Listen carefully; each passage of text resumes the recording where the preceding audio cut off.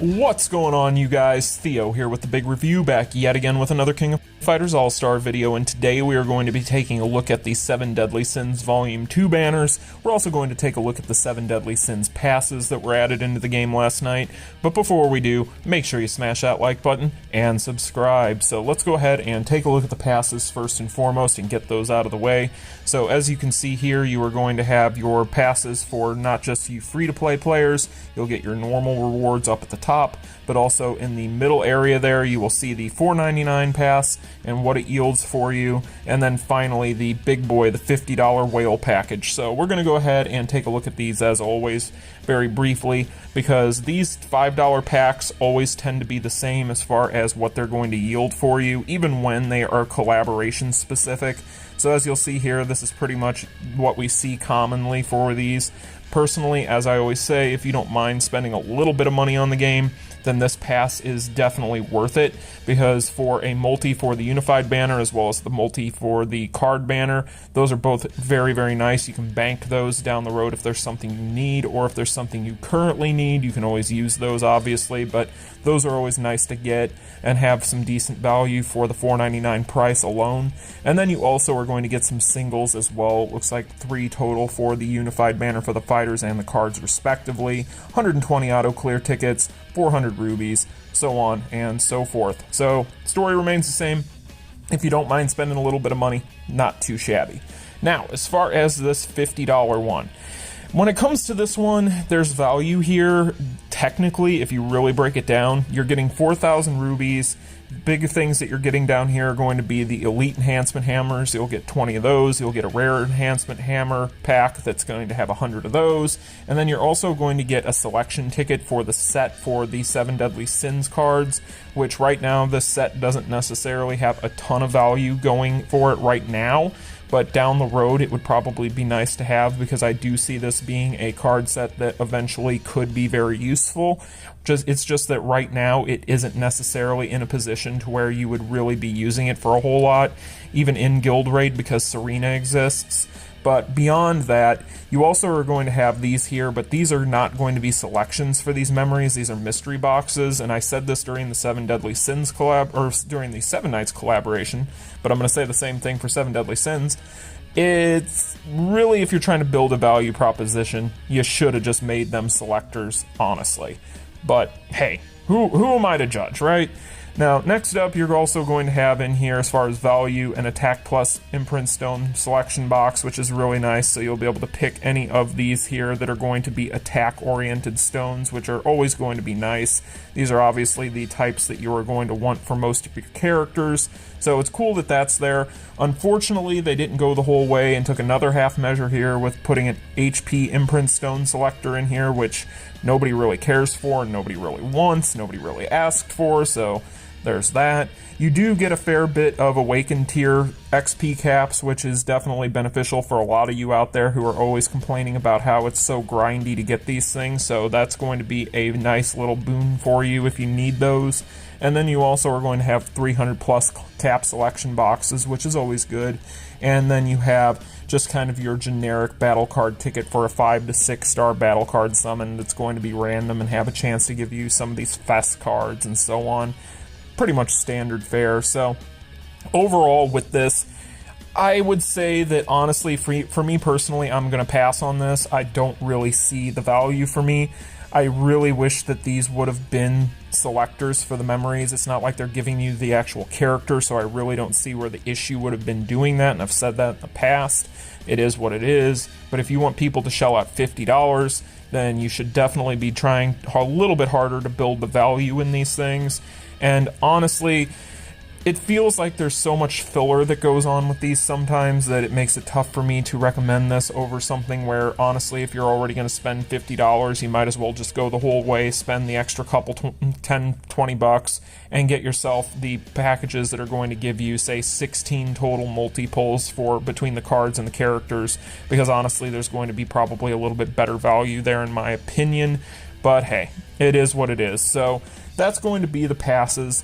Now let's go ahead and move on here, and we're going to talk about why everyone is here these characters and whether or not they are going to be worth it or not. So as you can see here, this is going to be the banner. We already knew which characters were going to be available here since the Korean live stream. We're not going to be taking a look at the Tavern Master Melodies because we've already talked about him. So we're just going to focus on the 3 new additions. So we're going to start from the top here and we're going to talk about Dancer Elizabeth. Dancer Elizabeth is going to be a purple balance type. She's going to increase balance type fighters' attack by 40% and their critical rate by 7%. So a leadership skill that you're probably never going to use, to be honest. Next up on her cores, the big ones of note are going to be that she does have a 30% power charge rate increase, which is definitely better than the 15 or the 20% that you see on a lot of these characters. But looking at her exclusive cores, she's going to become immune to darkness and also deal starlight damage equal to 65% of attack to the target upon landing a skill. Keep in mind this is not applying starlight, you are just dealing it as damage. So if you really want to think about it in these terms, think about it as maybe like a 1 second duration of starlight. So really not anything that's going to move the needle in things like guild rate for her at all. Next up on her final exclusive core, she's of course going to have the exclusive 7 Deadly Sins core, which for those of you who have forgotten, all these characters will have it, but it increases attack by 10% and decreases damage received by 10% when HP is 50% or more, with a 10% chance to instantly gain 10% power upon landing a hit on a cooldown of 12 seconds. And then as far as what differentiates this core for her from others, she's going to have a 50% chance to reset blast active skill cooldowns upon landing Pork Shoulder Bomber on a cooldown of 20 seconds. And she has 2 blast skills, which we're obviously going to take a look at those here, but she does have 2 skills that she can reset with that. So as far as her skills go, she's going to have Super Armor on her S1 for 3 seconds, with a PvP exclusive that is going to remove buffs from the target's active skills upon landing a skill. So very nice for PvP. But next up on her S2, she is going to increase attack by 30% for 7 seconds with an 80% chance to ignore the target's guard upon landing a successful attack. Again, another PvP-oriented skill. And then finally, on her S3, she's going to decrease damage received by 85% for 3 seconds and deals venom damage to the target for 6 seconds upon landing a skill, which for those of you who do not remember what venom does, it deals poison damage equal to 35% of attack every 1 second and decreases power charge rate by 80%.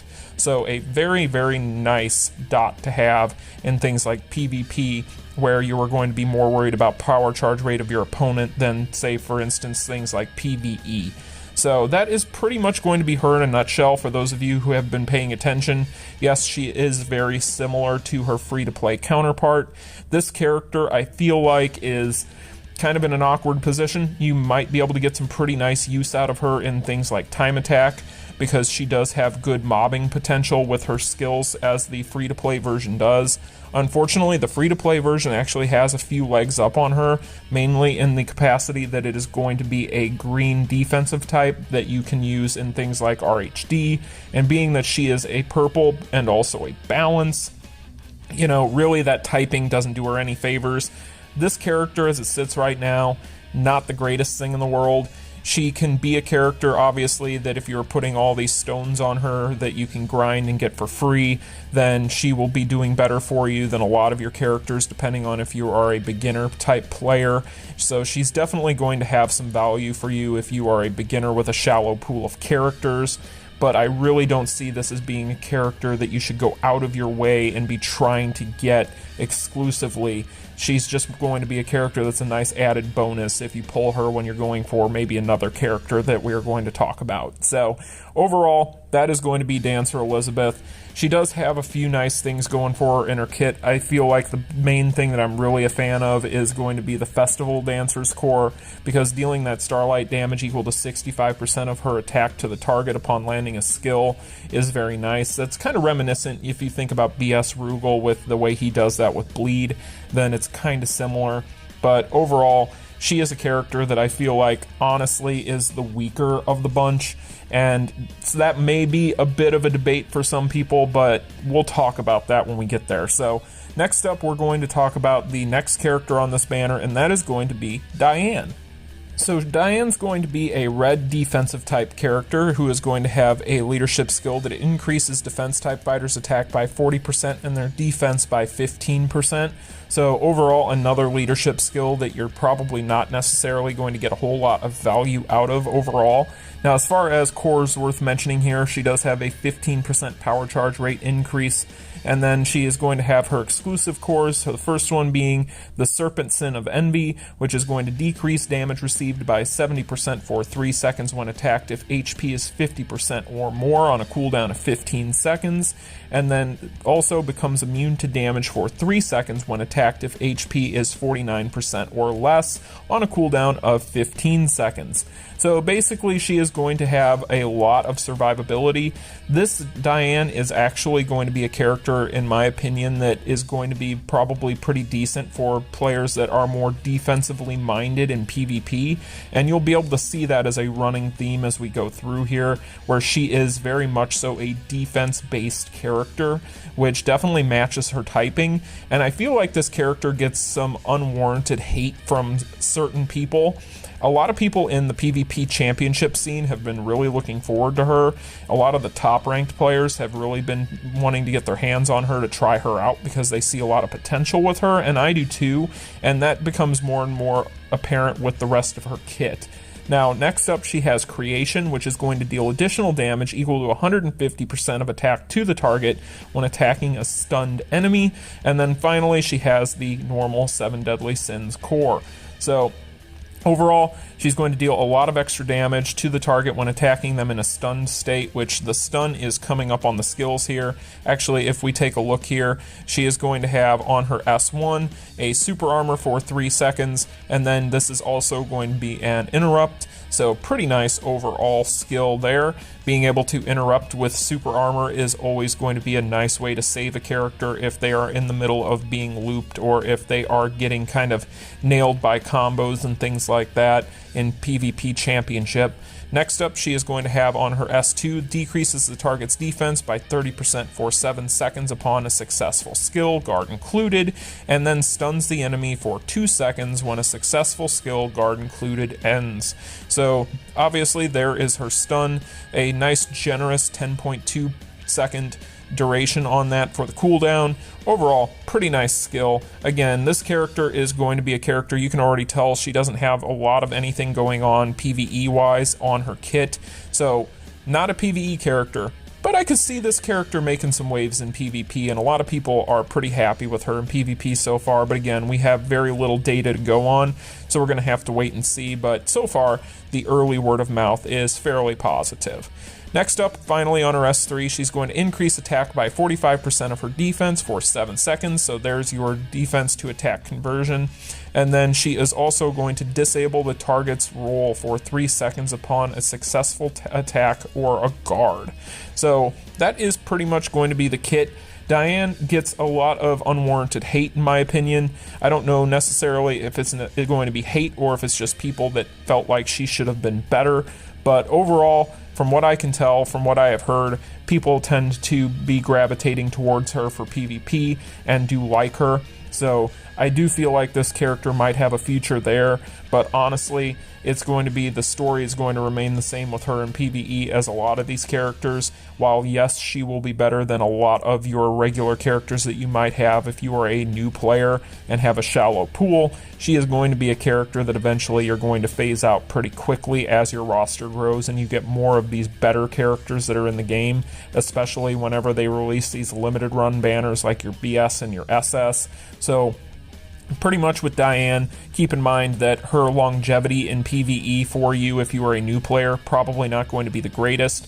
And if you're a veteran, I feel like unless you are a big PvP player, this is a skip of a character. So that is going to be her. And now finally, we're going to talk about the star of the banner himself, the character everybody has been wondering about, King. King is going to be a yellow balance type. He's also going to increase yellow element fighters' attack by 45% and their power charge rate by 20%. Overall, his leadership skill, very, very nice. That is a leadership skill that you will be using quite often, I would imagine. And then his typing is pretty much, it's irrelevant for the most part. Balance types are just kind of in an awkward position in general when it comes to typing. But when it comes to his cores, let's talk about some of the ones in here that are of note. So you're going to have the power gain by 20%, which is very nice. And then if you take a look down here at his exclusives, he is going to become immune to Petrify with a PvP exclusive of when he's attacked, he disables the attacker's strike active skills for 3 seconds on a cooldown of 20 seconds. This can either be good or completely worthless depending on the matchup. So overall, it's kind of a mixed bag with that core, to be honest with you guys. Petrify doesn't come up very often anymore, and when it does, he will be happy to have this, but really it comes down to this being a little bit kind of nitpicky as far as its benefits for you overall, especially on the fact that it really only disables the strike active skills, which a lot of characters do have, but if you run up against a character that has none, then you're pretty much wasting a core here. So next up on Disaster, which is really where things get controversial, he has a 50% chance to deal Starlight damage equal to 2.2 times of the target's remaining Starlight damage, and removes Starlight effect and decreases power by 10% upon landing a skill on a target in Starlight with a cooldown of 8 seconds, and then he is also going to have the 7 Deadly Sins exclusive core. Now this is really where things kind of get bad for him, and his biggest downfall for his kit is going to be this explosion, because you do not want to remove Starlight in Guild Raid, which is going to be the main focus for Starlight characters in the game currently. Down the road, I'm sure that we will be getting things like an Immortal Dungeon where Starlight will matter, but unfortunately, being that he removes it, it is a mixed bag for him. Now, it does have a cooldown of 8 seconds, which was actually, if you want to look at it, it's either a buff or it's a nerf, however you want to take it. But it did originally, from the original Korean stream, have a 12-second cooldown, so this was kind of changed upon release. But this does tend to be one of the worst parts of his kit.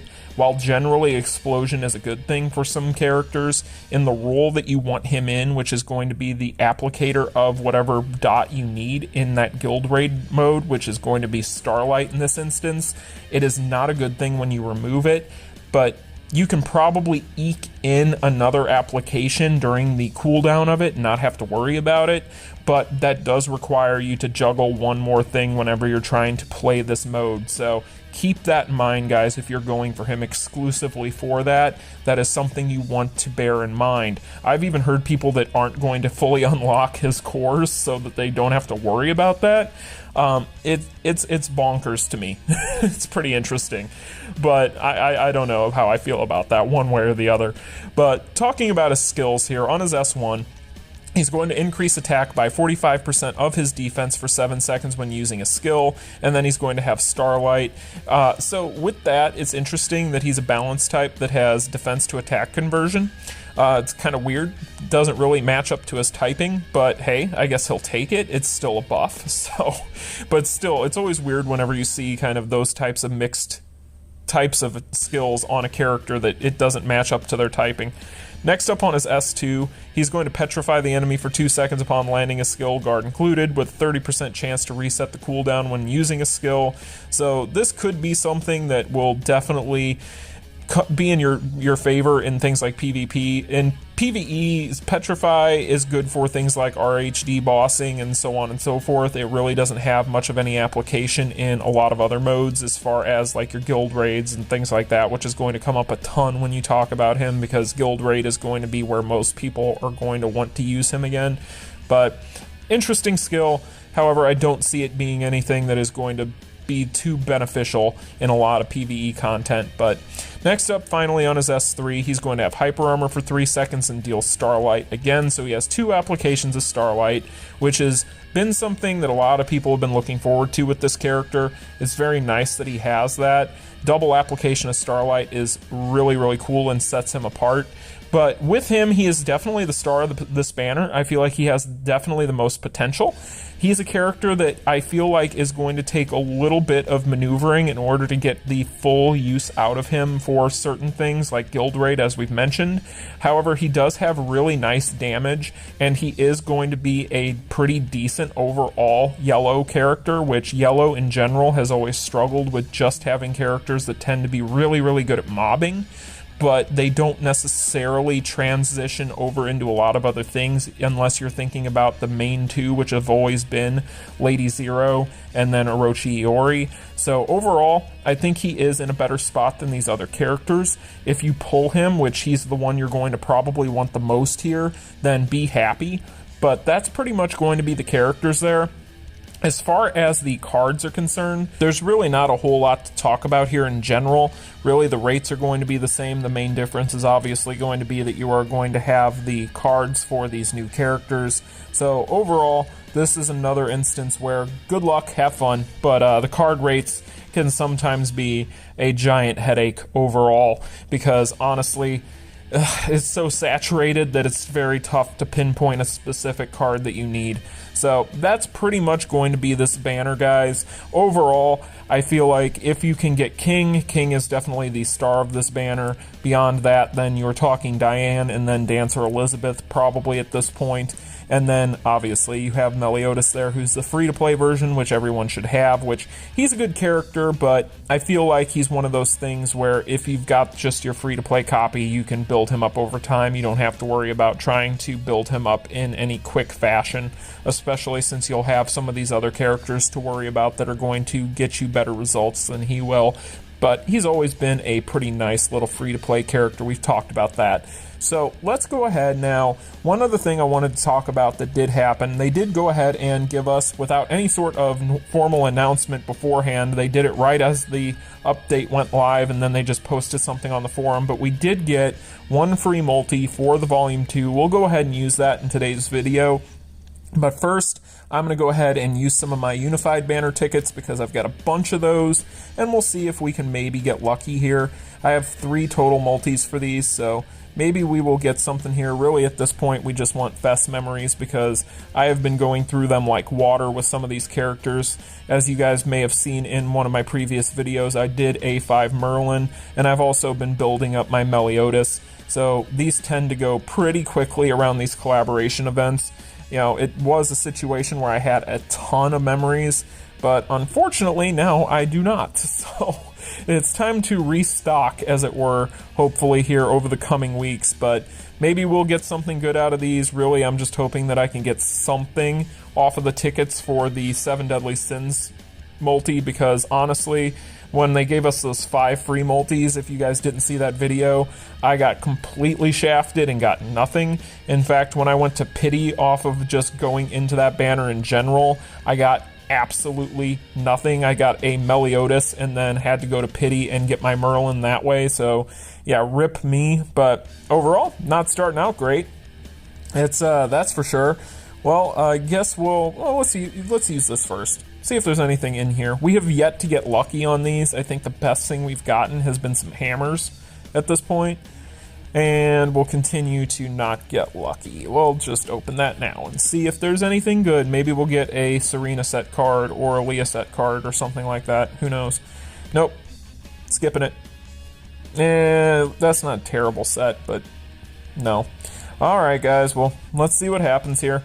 I'm not feeling good about it. The rates for these things so far have been abysmal for me, and they're going to continue. So, yeah, guys, that's today's video. I hate these banners. But anyway, guys, as always, good luck on your summons if you decide to go for these characters. In my opinion, you are definitely going to probably want to go in on the Volume 1 banner more than the Volume 2 right now as it sits. Honestly, you guys already know my opinion on those characters, but no matter which banner you guys go in on, I wish you guys luck. I hope you get who you want. I hope you get your favorite characters, and I hope you don't have to spend all of your rubies to do so.